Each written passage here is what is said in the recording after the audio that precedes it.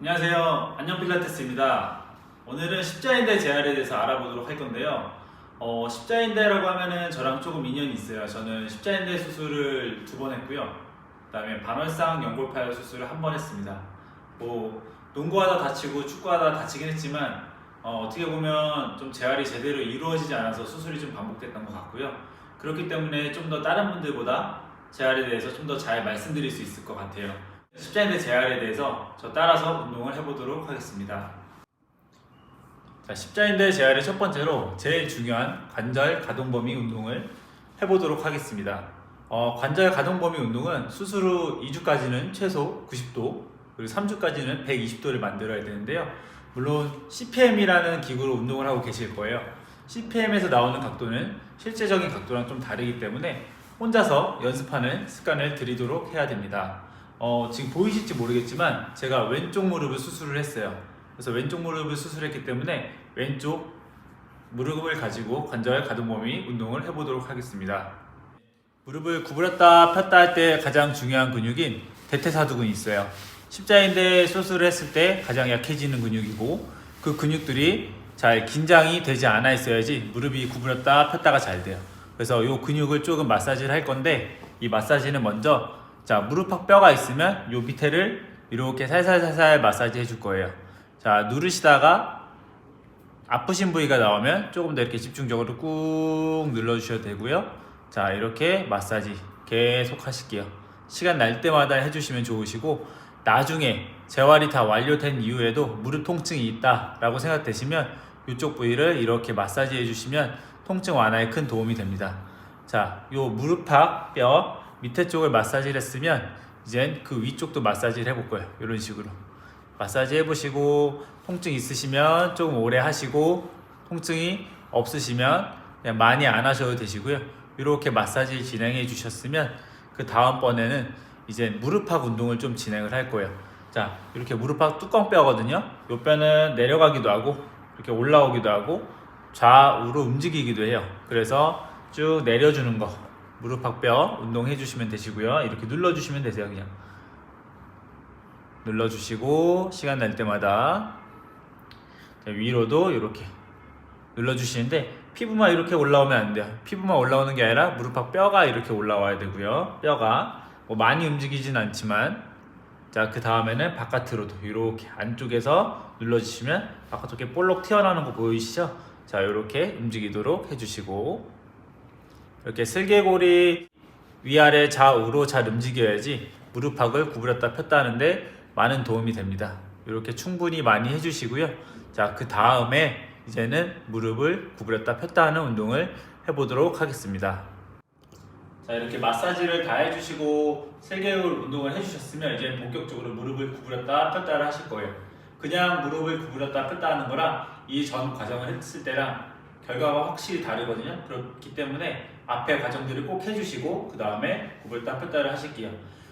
구부렸다 폈다 하는 방법은 되게 많아요. 앉아서 하는 경우도 있고, 누워서 하는 경우도 있고, 아니면 벽에 다리 올려서 하는 방법도 있는데, 대체적으로 병원에서 앉아 계시거나 누워 계시니까 제가 이 자세에서 좀 보여드리도록 할게요.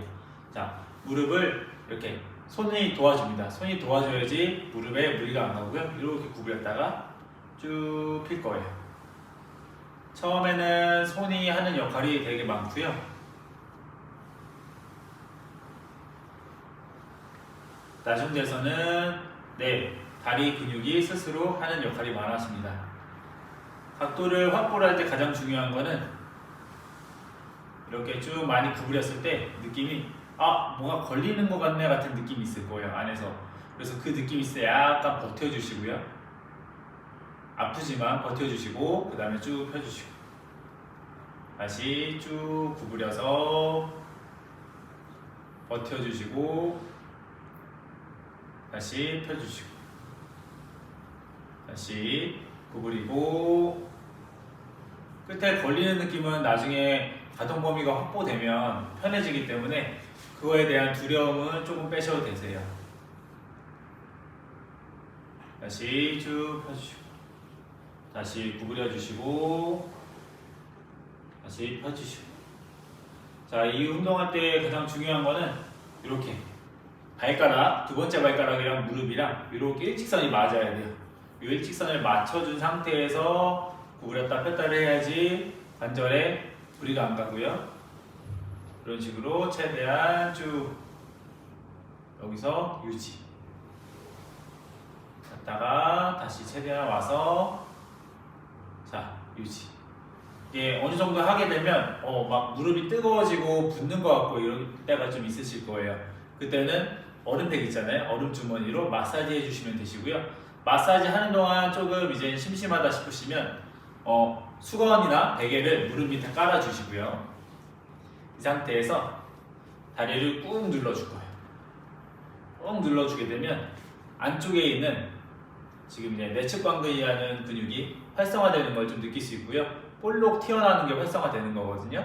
자, 이런 식으로 해서 힘 빼고 다시 꾹 눌러줘서 무릎을 펴주고 다시 힘 빼고 꾹 눌러주고 그죠? 다시 힘 빼고 꾹 눌러주고 요거는 시간 날 때마다 해주시면 되시고 누워있는 상태에서도 마찬가지로 그대로 누르는 연습 다시 누르고 하는 연습 해주시면 좋으시고 저희가 수술을 좀 했기 때문에 다리에 대한 혈액순환이 많이 떨어져 있거든요. 요거를 증진시키기 위해서 무릎에 있는 베개를 발목 뒤쪽으로 옮겨놓고 양쪽을 같이 할 거예요.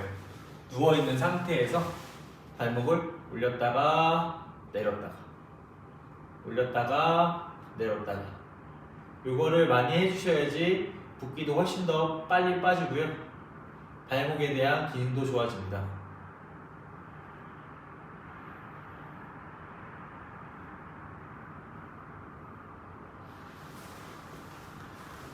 네, 오늘은 병실에서 할 수 있는 십자인대 초기 재활 운동에 대해서 배워봤고요.